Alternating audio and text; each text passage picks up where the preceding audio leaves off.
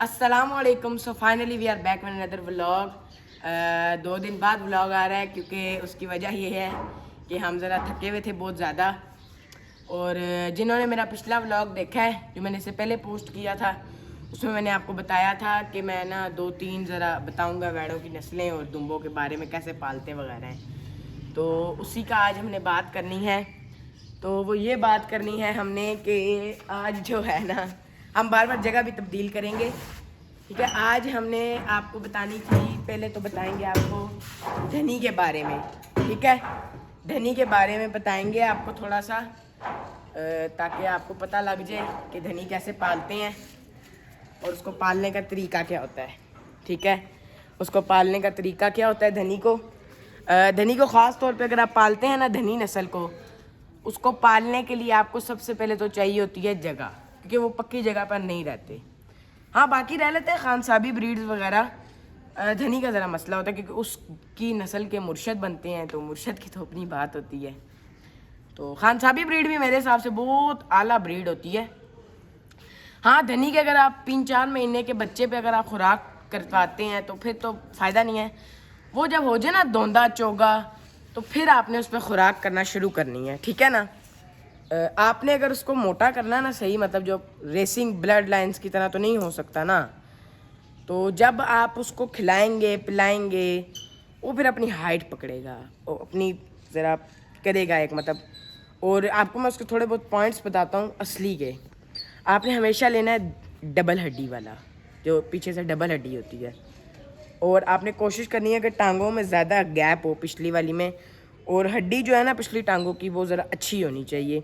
और आपने रोज़ाना तकरीबन 15 से 20 मिनट की उसको वॉक करवानी है, ताकि वो हो जाए, क्या उसको कहते हैं, सही वो अपना वज़न गेन कर पाए, ठीक है। आपने उसको सही वॉक करवानी है। और रही बात अगर रेसिंग ब्लड लाइन की, अच्छा जी, रेसिंग ब्लड लाइन की जो बात रही है, वो रेसिंग ब्लड लाइन अगर आप लेते हैं उनका तो फिर अपनी बात होती है। जैसे कि हमारा किंग मलंगी, किंग शोला, ऐसे जो हैं वैड़े दौड़ वाले, किंग शोला खुंडे वाला मलकबाशी साहब का, वो आप देखते हैं, वो उनकी अपनी बात होती है। वो तो मक्खन दूध मलाइयाँ खा के बड़े होते हैं। और पहली बात मैं आपको ये बता दूं कि मैं किसी भी फार्म वाले के साथ लड़ाई नहीं करना चाह रहा, लेकिन यही है कि आपकी मेहरबानी है, रेसिंग वाले बुल्स को कुर्बानी वाले बुल से कंपेयर ना करें, क्योंकि रेसिंग वाले बुल्स की अपनी एक पहुंच है, वो कुर्बानी वाले की अपनी जगह है। रेसिंग वाले की प्राइस में आप अगर कुर्बानी वाला बेचेंगे वो तो फिर मेरे भाई, तो फिर गलत बात होती है ना। रेसिंग वाली प्राइस में कौन बेचता है। और जो रही बात और जानवरों की, उसको छोड़ें, अभी आप मौसम देखें कितना आला हुआ है, ठीक है जी। आपने मौसम देख लिया है, पसीने फिर भी आ रहे हैं, तो पसीने फिर भी आ रहे हैं। अच्छा, अभी मैं आपको ये बताना था कि अगर आप लोग सेल करते हैं ना कुर्बानी वाले जानवर, जैसे फ़ारूक कैटल फार्म, डेरा डॉक्टर शुएब, और बहुत हमारे हैं भाई गोट्स और प्राइम कैटल। अच्छा जी, प्राइम कैटल में अभी था प्राइम कैटल पे। प्राइम कैटल भी एक अच्छा है। हमारे JN TV वाले भाई हैं जुनेद भाई, उन्होंने प्राइम कैटल से बालाज भी लिया है अपना, कालू शाहपुरिया का बच्चा। और मेरे से एक बहुत बड़ी गलती हो गई कि हमने जो मज़दूर बुक करवाए हुए थे वो गलती से सामने वालों ने भी बुक करवाए हुए थे, और उन्होंने भी माशाल्लाह दुम्बा रखा हुआ है खड़ी चक्की वाला। जूम करके दिखाओ।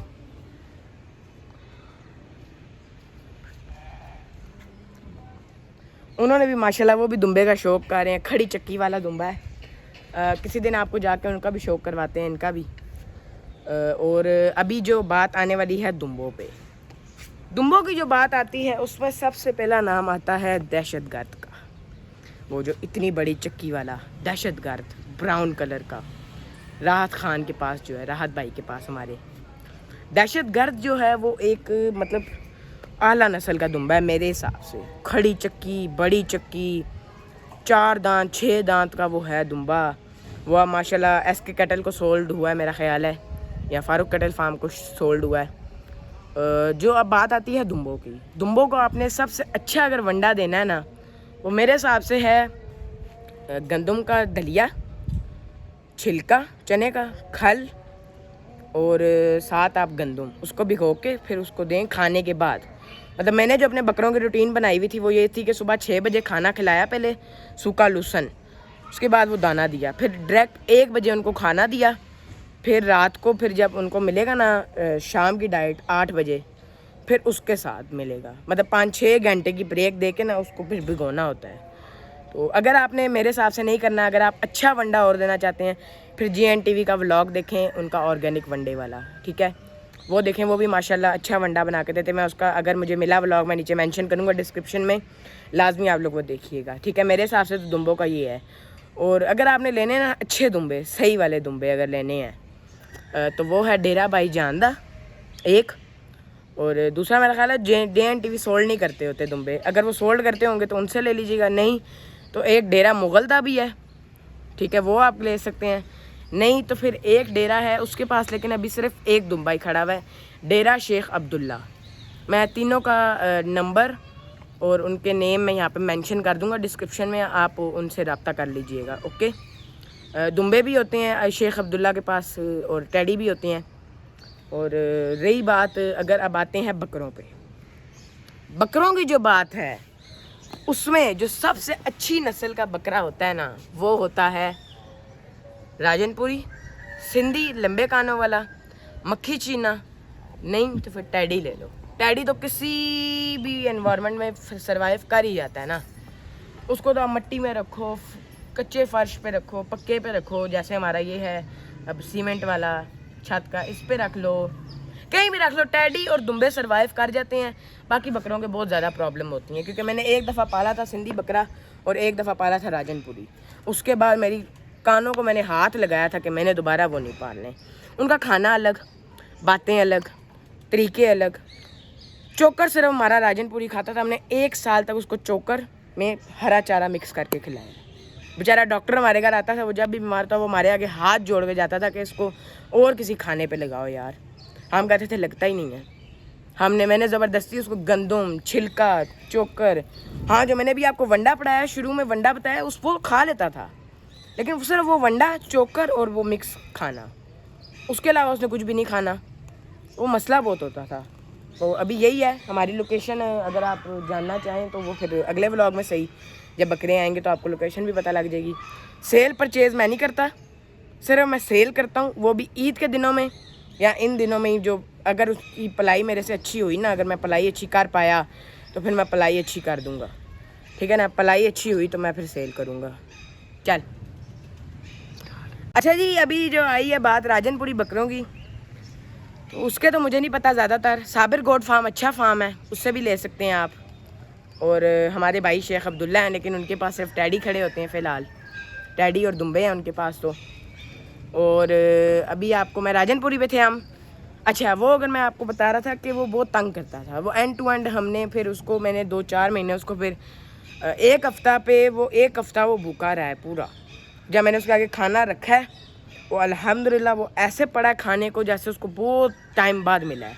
1 हफ़्ते में उसको सिर्फ वंडा मिलता था, जो मैं अभी आपको मैंने बताया दलिया और वो चोकर मिक्स करके वाला, वो मिलता था।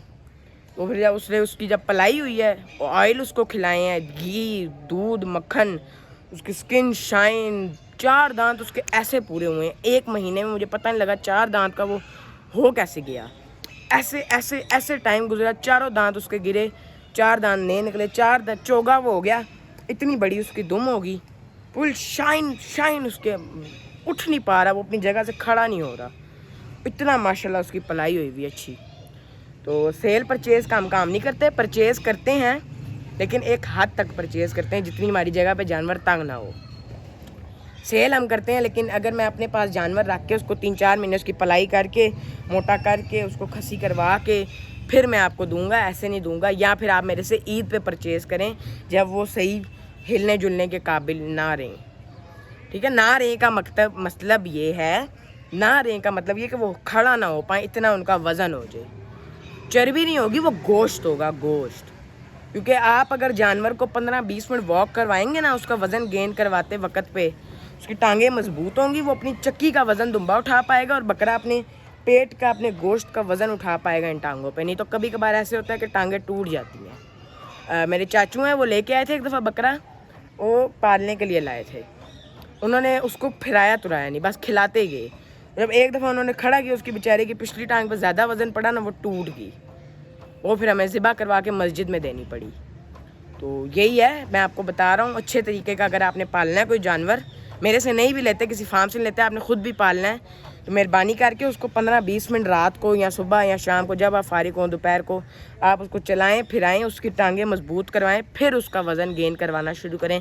मेरा एक असूल रहा है ज़िंदगी का, जानवर को फिराओ, उसकी टांगें मजबूत हुई हैं, दे दनादन खिलाई। जो दूध का मुझे पता है कि आस्ता आस्ता मैं पिलाता हूँ, आपने भी आस्ता आस्ता पिलाना है दूध जानवर को। कोई भी चीज़ लिक्विड में दे रहे हैं, आस्ता आस्ता आपने मुंह के ज़रिए उसको पिलाना है, ठीक है।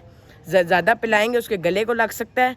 और अगर आप कोई ऐसी चीज़ खिला रहे हैं जैसे वो बीमार है या कोई रंग वाली चीज़ उसको खिला रहे हैं, मेहरबानी करके उसको उसके मुंह में पूरा जो नल्ला होता है, पूरा एक बड़ा उसके मुंह के अंदर तक डाला करें, ताकि उसके उस पर ना लगे, स्किन पे। क्योंकि वाइट जानवर होता है और वाइट पे अगर रेड डॉट डाल जाएँ या कई किसी कलर के डॉट डाल दें तो वो फिर अजीब सा लगता है जानवर। तो आपको यही मैंने बताना था। और वो देखें अंकल अभी तक फारिग ही नहीं हो रहे, मैं कैसे अपना सेटअप करवाऊँ, मुझे आप बताएंगे। तो बस यही आपको मैंने बताना था। और आखिरी बात ये है कि अगर आप लोग रेसिंग ब्लड लाइन का शौक़ करते हैं तो उनका मसला नहीं होता इतना, लेकिन अगर नॉर्मल कुर्बानी वाले का शौक़ कर रहे हैं तो उसको आप प्लीज़ फिराए तुराएँ और उसको कच्ची जगह पर रखें, ख़ास तौर पर धनी को। ओके, अपने जानवरों को फिराए तुराएँ। मेरे से अगर आपने लेने हुए तो ईद पे लें, नहीं तो मैं अगर जब उनकी वीडियो लगाऊंगा सेल की तब ले लें, क्योंकि मैं एकदम से सेल नहीं करता, मैं उनकी पहले पलाई शलाई करवा के फिर मैं सेल करता हूँ। Okay, hope you like this video. Okay, अल्लाह हाफिज़।